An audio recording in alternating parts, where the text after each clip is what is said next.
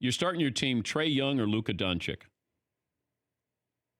Doncic, but that's not to negate what Trae Young is capable of doing. I was able to coach him on the USA Select team this summer as we prepared for the World Cup, and this guy is a brilliant pick-and-roll player. You know, he's a little undersized. He can be impacted by trapping the pick-and-roll, which I'm surprised more teams aren't doing. And defensively, he still has a ways to go. But as a passer and a pick-and-roll player, this guy, he's dynamic.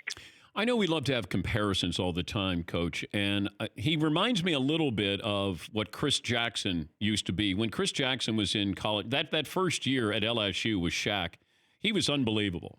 He had great handle, really quick release, undersized a little bit, and, of course, became Mahmoud Abdul-Rauf. And then we were having this discussion. Could Trae Young have been successful 25 years ago, 20 years ago, the way the NBA was officiated, the way you played 20 years ago? Well, it's just, I mean, the undersized guards, particularly the slight guards, you know, they had more trouble back then because of the hand check, because of the physicality that was allowed. And so, it's a different sport now.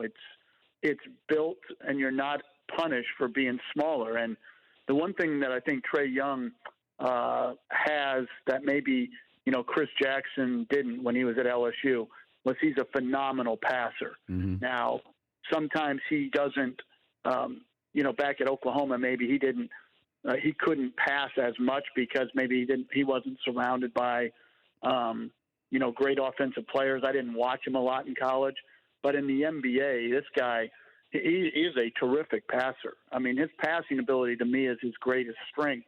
And so when he makes he'd make 8 threes last night, I mean, you're impossible to guard. For more Dan Patrick Show, tune into Audience Channel 239 on DirecTV. Stream for free on BR Live or download the Dan Patrick Show app.